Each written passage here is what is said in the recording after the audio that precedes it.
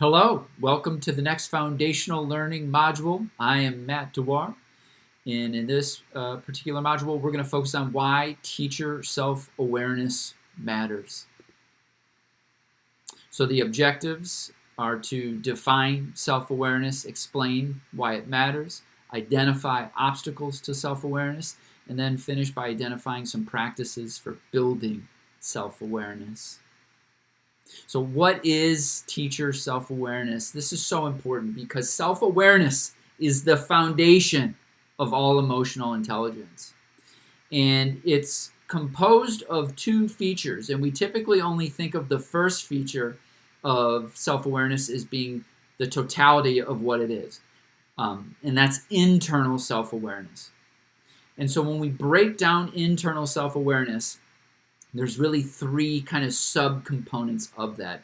Internal self-awareness is fundamentally knowing what you feel, why you feel it, and how it impacts your ability to relate and perform. Okay? So what does this mean? This means there's a term called interoception. Interoception is the ability to be aware of your physiology. The kind of trademark test for this is if sitting here right now without using your fingers, can you accurately count your heartbeats? Right? So just sitting here, can you actually feel your pulse and know your pulse? And they have tests where they put a pulse oximeter on someone's fingertip, which reads your heart rate and also your oxygen level. And so you'll put the pulse ox on and you'll put it to the side and you'll sit there and you'll try to feel your pulse and accurately estimate what it is and then look at the pulse oximeter to see if it's accurate.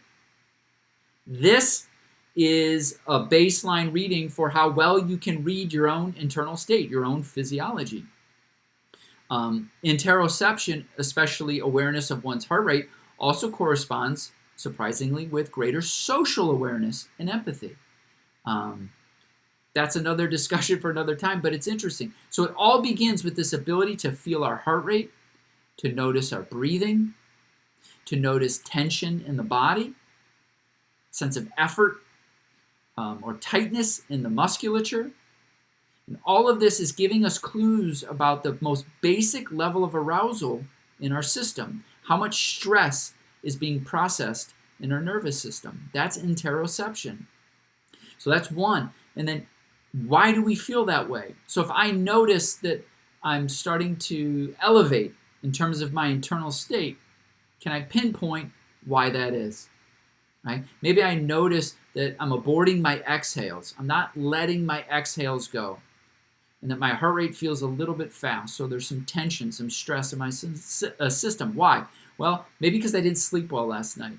Maybe because my day got off to a bad start and I had an argument at home before I got to work.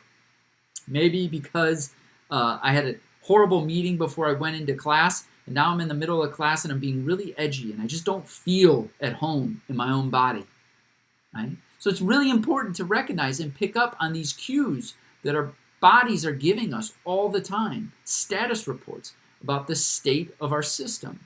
And then ultimately how it impacts your ability to relate and perform. Most people don't realize that tension in the body drives behavior and decision making.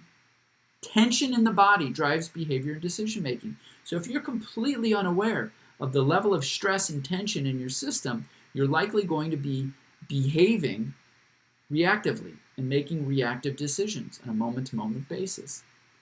The second part is knowing your strengths and weaknesses. And people tend not to be very good at this because it requires a certain level of self-honesty that, frankly, most of us don't quite have. We haven't developed it. And so as a result, we don't necessarily always realize what we're actually good at and what we're not good at. And so it's important to do this. We'll talk about this at the end. Finding a 360 assessment of some kind where other people can assess your strengths and weaknesses and you can see how congruent their assessments are with your own. That's a wonderful way of building that. Then last, knowing your values, purpose, and goals. When I work with teachers, I often ask them to construct their personal philosophy statement. What do you believe to be most valuable, meaningful, and true about yourself specifically, and about other people and life in general? And it's so important to have that personal philosophy articulated, to know what's actually true for you, because that then can help guide the development of your sense of purpose and ultimately your goals. What outcomes do you want to instantiate? Or through what outcomes do you want to instantiate the things that you believe to be most valuable, meaningful, and true? And so all of that together is called internal self-awareness. Now, internal self-awareness has a counterpart, and this counterpart we don't typically think of as being a part of self-awareness, but it is, and it's very important.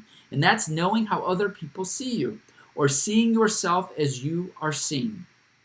Seeing yourself as you are seen. And so often what happens is that people have they think they're self-aware, they think they know themselves, but they have no idea how other people actually perceive them.